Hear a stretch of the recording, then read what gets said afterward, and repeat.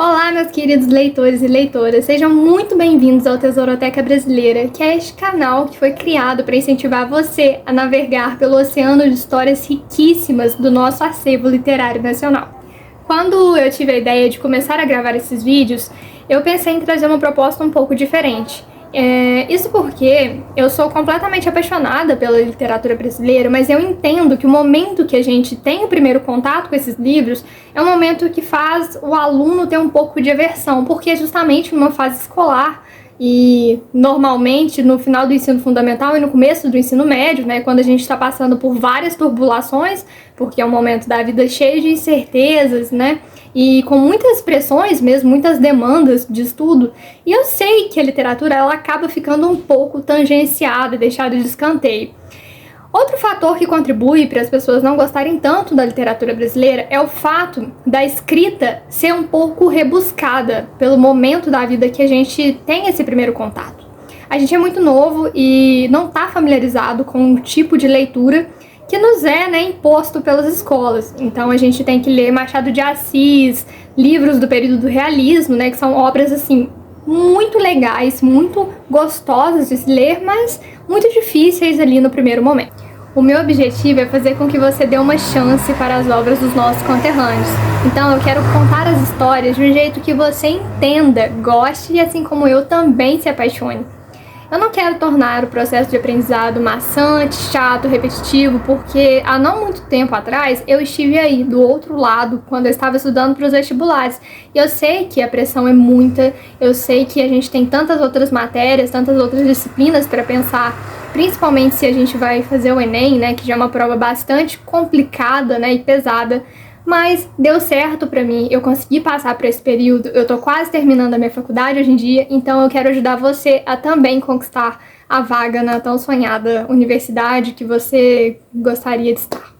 Antes de tudo, eu vou pedir pra você me dar uma ajuda se inscrevendo no canal, deixando um comentário pra poder ajudar a engajar o vídeo e se você gostar, dá um like no final, porque dá um certo trabalhinho gravar esses vídeos, principalmente porque eu tenho que dispor do meu tempo pra poder ler e tentar fazer a história do jeito mais resumida e detalhada possível pra te ajudar.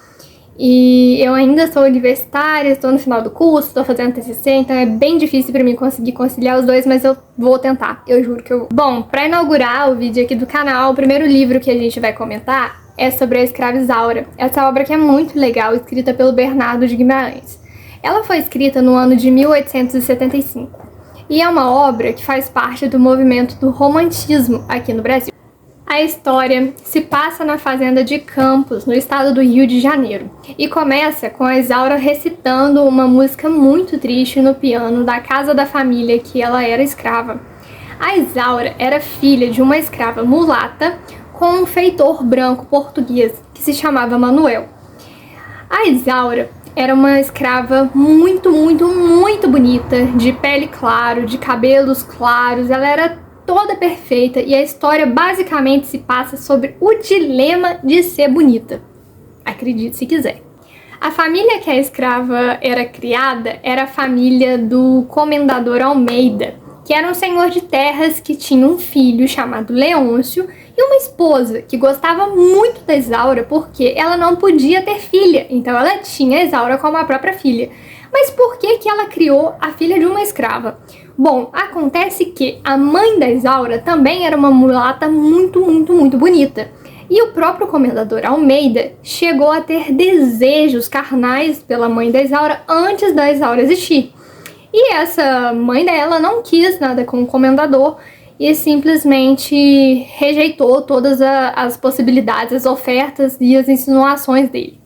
Acontece que ele não gostou nada disso e mandou a mãe da Isaura ficar trancada na senzala e, a encargo do feitor, mandou o feitor, o chamado Manuel, açoitar ela, tratá-la muito mal, só que ele acabou se encantando, apaixonando pela escrava e juntos eles tiveram uma filha, a Isaura. Só que não tardou muito para a mãe da Isaura contrair uma doença, e por excesso de trabalho, trabalho muito pesado da escravidão, ela acabou morrendo.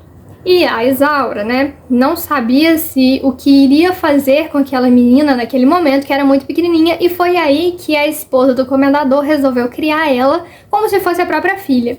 Então, desde pequena, a Isaura aprendeu a falar vários idiomas, ela aprendeu a cozinhar, ela foi criada como se fosse uma mucama. Ela aprendeu a tocar piano, ela teve uma educação super refinada, muito diferente das outras escravas da casa, que tinham trabalhos pesados, né? Mexiam com agulha, costura, e isso deixava a mão grossa, ia trabalhar em plantações, etc.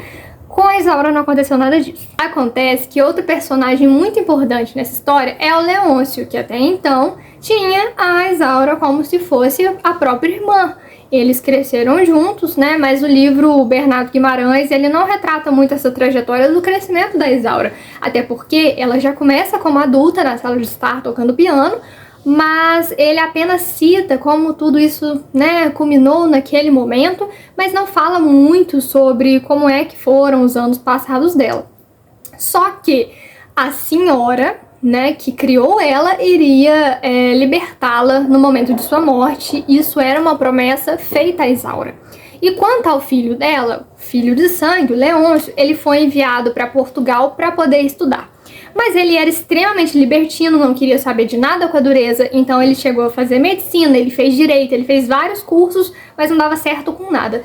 Ele foi enviado também, eu acho que foi pra França, ele ficou trocando de país lá na Europa e só queria saber de festa, de balada e esbórnia, não deu com nada. Então o Leôncio só queria saber de gastar dinheiro, de ficar frequentando bordel e não queria saber de mais nada. O pai dele, o comendador Almeida, disse pra ele que ele precisava voltar, né, pra assumir os negócios, até porque ele já era homem, ele não era mais um menino, ele tinha que assumir responsabilidades. E com isso, o comendador Almeida achou que seria por bem que o Leôncio retornasse para o Brasil, assumisse os negócios da fazenda e se casasse com uma moça bem criada, que no caso era Malvina, que veio de uma família extremamente abastada. A Malvina era uma jovem muito belíssima e o Leôncio logo agradou da ideia, né? Porque ele pensou, poxa, se eu tenho que casar, pelo menos que seja com uma mulher bonita, né? O Leôncio voltou pro Brasil, conheceu a Malvina, agradou muito daquilo que viu, né? Se casou com ela, ficou muito feliz no começo e tudo mais, mas aí passou, era tudo fogo de palha, né? Só queria saber de aproveitar. Depois que ele conseguiu, acabou o encanto. E aí eles foram morar juntos, ele e a Malvina, a esposa, e ele trouxe, né, ela trouxe, na verdade, a Malvina, o irmão dela para morar com eles. O irmão dela chamava Henrique. Nesse momento todo, a gente só sabe do que até então da Isaura? Que ela é muito bonita, que ninguém da casa, ninguém gosta dela, além da moça que criava ela, da senhora, né, a mulher do comendador, e as outras escravas todas invejavam ela, e os homens eram todos apaixonados por ela. E era isso, e quem não conseguia nada com ela, odiava ela porque não conseguia ter. E mostrava muito também a aflição da Isaura de pensar, ai meu Deus, quando é que eu vou embora, quando eu vou conseguir, né, ser alforriada, meu Deus, essa mulher fica me prometendo que vai me libertar e não liberta nunca. E aí, gente, acontece que essa mulher, ela morreu. Ela morreu. E aí a Isaura ficou sem ser liberta, porque não tinha testamento. E depois que ela morreu, o Leôncio começou a dar em cima de quem? Da Isaura. Claro que ele ia fazer isso, né, gente? Vocês acharam que só porque ele era irmão ele não ia dar em cima dela? Mas ele deu. Só lembrando, né, que eles não eram irmãos de sangue, só que a Isaura nunca deu a menor chance pro Leôncio, a menor bola, nunca sequer correspondeu nenhuma das investidas dele, nada. Mas ele, assim, se achava muito superior que ela, porque ele era um senhor de terras, né, sucessor de seu pai, herdeiro de tudo aquilo, inclusive dela, porque vamos lembrar que o escravo, ele não era dono de si, né, o escravo nem era considerado gente, o escravo era uma propriedade, né, e como propriedade pertencia ao seu senhor. Inclusive, a justiça poderia ser acionada para se recuperar, né, o escravo. O escravo e a coisa eram tratados no mesmo patamar. O escravo e o cavalo eram a mesma coisa, praticamente, entendeu? Era tudo objeto. Animais e pessoas. Então, gente, o Leôncio, ele começou a ficar investindo pesado na Isaura, e aí um dia ele falou que ia colocar ela lá como se fosse num cativeiro mesmo, na senzala, com umas correntes, umas coisas bem pesadas assim, como forma de obrigar ela a ceder. Tipo assim, cara, ela vai ficar comigo. Ela não é louca de preferir ficar trancada, de preferir morrer do que ficar comigo. Por outro lado, a Isaura tava tipo assim, mas nem morta que eu fico com esse cara, mas nem morta, entendeu? Eu prefiro a morte, prefiro assim, formas muito dolorosas de tortura e coisas afins, mas eu não fico com esse cara. E aí ele trancou ela, né? Só que ele ainda não era o dono de tudo porque o pai dele estava vivo. Até que isso mudou também, porque o pai dele também faleceu. E aí ele herdou tudo. Só que nesse meio tempo, o pai da Isaura, o Manuel Feitor, ele havia, né, feito um acordo também com o comendador Almeida, falando que se ele adquirisse um valor, né, X, que eu não vou me recordar agora, ele conseguiria libertar a Isaura.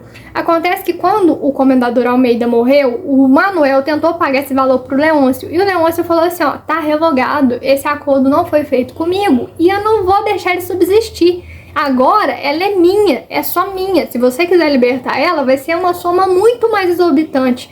Um valor, assim, tão alto que ele sabia que o Manuel jamais iria conseguir adquirir. Só que não vamos esquecer que o Manuel era o quê? Feitor. Sendo feitor, ele fazia o quê? Ele cuidava da senzala. E aonde que a Isaura estava trancada? Na senzala. O que ele fez? Destrancou a filha dele lá e lá eles fugiram.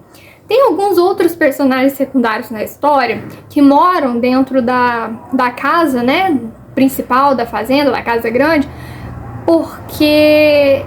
mas eu não acho necessário contar sobre eles porque eles não mudam muito as coisas aqui. Tinha uma outra escrava que tinha muita inveja da Isaura. Eu não lembro do nome dela certinho, mas diz assim que ela já foi amaziada pelo Leôncio, né, e tal. Ela já teve ali o romance com ele e ela não, assim, entendia o fato do Leôncio ser tão obcecado da Isaura. Tinha o Martinho. O Martinho é muito importante na história porque ele é feio. Assim, tudo aquilo que é dado pra Isaura e ela é enaltecida por ser bonita, o Martinho é o contrário. Ele é muito feio, justamente pra fazer contraste com a beleza da Isaura, e vocês vão entender o porquê.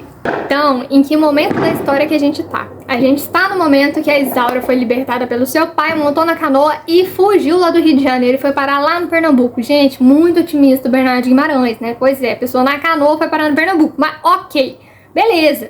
Só que até aí, o que a gente já falou? A gente já falou do Leôncio, que voltou da Europa pro Brasil para poder assumir os negócios do pai dele. A gente já falou da Malvina, né, que era casada com o Leôncio, depois ele não quis muito mais, só que a Malvina, ela não sabia aí dessa questão do Leôncio ser apaixonado na Isaura, só que ela já não gostava muito da Isaura estar na casa. Tipo assim, ela como esposa, capaz que pensava assim, nossa, mas o que essa mulher fica fazendo aqui? E quando a mulher do Almeida, o comendador Almeida, a mãe do Leôncio, morreu, né? Ela queria que libertasse a Isaura mesmo. Tipo assim, manda essa menina meter o pé, libera ela. E o Leôncio não queria libertar ela de jeito nenhum. Então, é o que a gente sabe, né? Mas agora, partindo pro momento da fuga da Isaura, a gente sabe que ela chegou lá no Pernambuco e ela ficou morando por muito tempo numa cabana no meio do mato, escondida de toda a sociedade junto com o pai dela, até porque ela estava foragida, e sendo foragida ela era procurada pela justiça, como que? Propriedade de quem? Do Leôncio. Só que lá no Pernambuco, apesar de receosa, ela começou a botar o que? Assim, ó, as manguinhas pra fora, entendeu? Começou a querer sair, viver em sociedade, porque lá ela falava assim, pô, aqui eu não sou escrava não, entendeu? Aqui eu sou, assim, madame. E aí ela começou a frequentar bailes de festa, esses salões, assim, essas coisas que esse pessoal da época fazia, né? Lembrando que a história, ela se passa... Ai, gente, hoje tem jogo, então, assim, foguete inevitável. Mas aí, gente, lá no Pernambuco, ela conheceu o Álvaro. O Álvaro era um jovem abolicionista que tinha muito dinheiro. E ele não sabia dessa condição de escrava da Isaura, né? E aí ele apaixonou imediatamente, assim, não só ele, como todos os rapazes ali do salão que viam ela ficavam extremamente encantados. Depois disso, né, as mulheres que estavam ali já começaram a torcer o nariz também e pensar assim, ai meu Deus, quem que é essa? De onde que ela vem? Tem alguma coisa de errado com ela? E os caras já estavam tipo assim, meu Deus, ela é uma deusa? Ela é uma figura mitológica? Ela é uma fada? Ela é o quê? Entendeu? As mulheres já estavam, ai, aposto que é bruxa, entendeu? E aí ela tava lá, ia, participava do baile e tal. E o Álvaro, ele tinha um amigo muito próximo, né, que era um advogado. O Álvaro, ele era também herdeiro de várias terras e era muito cobiçado por todas as mulheres da região ali do Pernambuco, mas o Álvaro mesmo não queria saber de nada com ninguém. Por quê? Ele esperava a mulher que iria conquistar o casamento, o coração dele para o levar ao casamento, entendeu? Ele era o último romântico. E, gente, um outro personagem que entra na história no momento do baile, e o baile, assim, ele acontece em vários capítulos do livro e é, assim, chato. É uma parte chata da história, eu não vou mentir pra vocês, que a gente é amigo, né, então não vou mentir. Mas depois que passa essa parte do baile, né, aparece uma pessoa que é chamada Martim. Esse Martim, ele era assim, um pilantra, entendeu? Um malandro, um interesseiro, um oportunista que queria ganhar dinheiro a todo custo. E aí ele começou a achar que tinha alguma coisa estranha com a Isaura, e aí ele viu em algum momento, né, em algum tipo de folheto, que ela estava sendo procurada, foragida. Ela não tinha uma imagem de quem que era escrava, mas tinha uma mancha de nascença perto do seio. E aí um dia ele queria porque queria, no baile, olhar o seio da Isaura. Só que o Álvaro já gostava dela, o Álvaro era todo poderoso, né? E aí na hora que ele armou lá pra tentar ver a marca de nascença, pra ver se ela que era escrava mesmo, pra capturar ela e receber recompensa, o Álvaro falou assim: você tá achando que você vai olhar o seio da minha mulher? Você tá achando? Você acha que eu sou louco? Você tá doido, entendeu? Tipo, e não deixou. E aí virou, gente, uma confusão, entendeu? Assim, parecia, nossa, vara de família e audiência, enfim, muita confusão. Começou a entrar uns oficiais de justiça pra tentar capturar a Isaura de tudo quanto é custo, até que finalmente capturaram ela, entendeu? O infeliz do Martim conseguiu o contato do Leôncio, né? E aí foi lá, capturou ela pra ganhar recompensa. O Álvaro falou pro Martim que ia matar ele, né? Porque tirou a mulher dele, e ele descobriu que a Isaura era escrava. E aí vocês podem estar perguntando, nossa, acabou o encanto. Mas não, ele não era abolicionista, então ele não ligou nada dela ser escrava pra ele, não mudou nada, tanto faz, tanto fez, continuou gostando dela. E aí o que acontece é que desde então ela voltou lá pra campus e ficou encarcerada. E o Leôncio investindo de novo pesado, virou assim: agora que eu te capturei, agora você vai ficar comigo, eu quero ver você não ficar comigo. Ela virou assim: meu filho, eu quero ver você me obrigar a ficar com você. Você quer me matar? Me mata, me mata. Voltou lá com a mulher pro cativeiro, lá pra senzala, a mulher não queria nada com ele. E aí ele virou assim: pois então, se você não quer ficar comigo, sabe com quem você vai ficar? Com o Belchior. Sim, o Belchior. Eu acho que no começo do vídeo eu confundi os nomes. Eu falei que o Martinho era o cara muito feio, mas não era o Martinho não, o Martinho era o interesseiro. Belchior era o feio, falava tudo errado, trabalhava lá, colhia flor. A Isaura não gostava dele, entendeu? Ela tipo assim, nossa, que cara chato, além de ser feio, ele é chato, ele é insistente. E ele ficava dando em cima dela, investindo também muito pesado, né? E ela não queria. E aí o Leôncio falou: você vai casar com ele? Aí a Isaura ficou tipo assim, eu acho que eu preferia morrer. Preferia, me mata, ai, como vai ser difícil morrer. Mas agora casar com feio, tipo, casar com feio a gente não quer, né?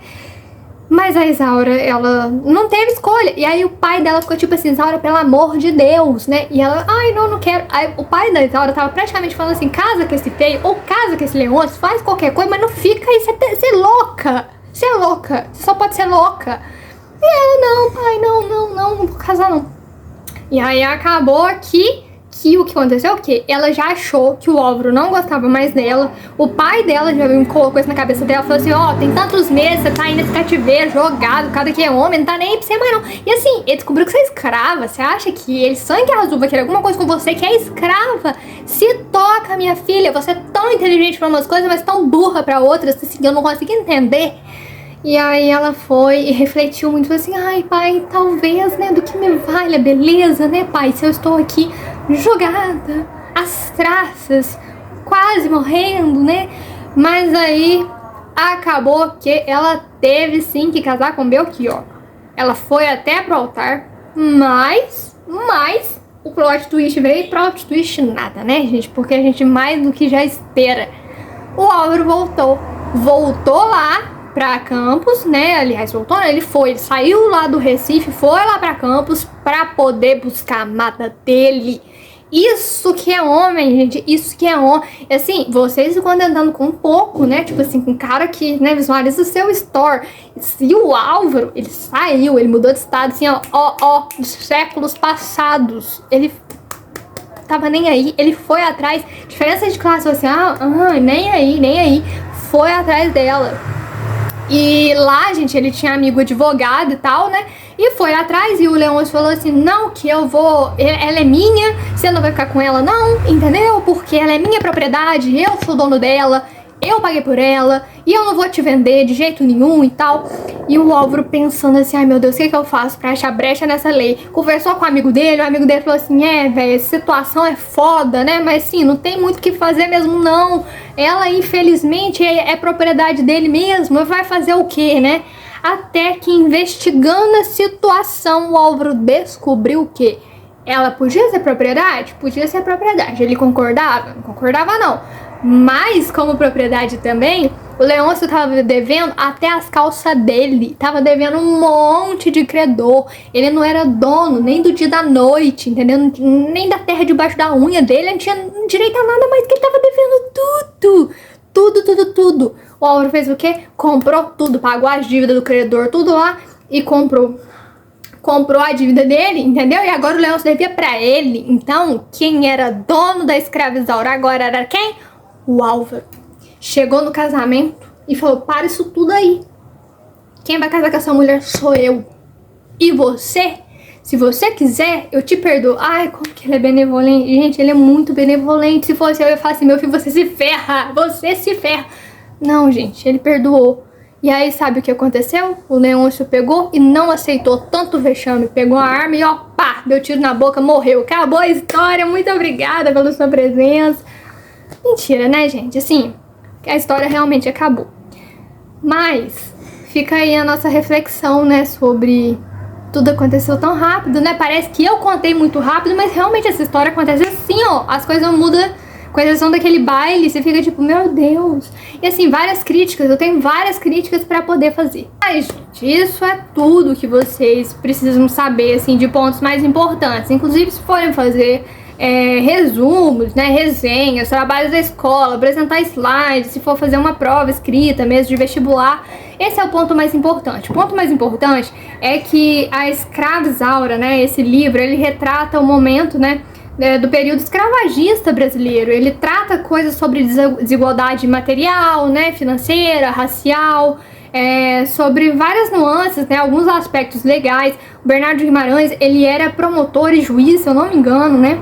Ele é mineiro também, meu conterrâneo, mas isso é tudo que é importante pra gente saber. Saber que a Escravizaura, ela era muito bonita, isso é um ponto muito principal, que ela era tratada como se fosse própria filha da dona da fazenda, que o Leôncio era muito obcecado nela, a Malvina tinha ciúmes, que ela conheceu o Álvaro, que era um abolicionista, o romance gira em torno da história dos dois, ela foi resgatada, né, ela foi pegada, capturada de volta pelo Martinho, que era um interesseiro, e foi, né, retornada para a fazenda, encarcerada novamente, obrigada a tentar ficar com o Leôncio, ceder as investidas dele, não quis, então foi obrigada a se casar com Belchior, também não quis, o Álvaro retornou. Por meio dessa reviravolta legal, ele comprou as dívidas do Leôncio e o Leôncio acabou se matando no final.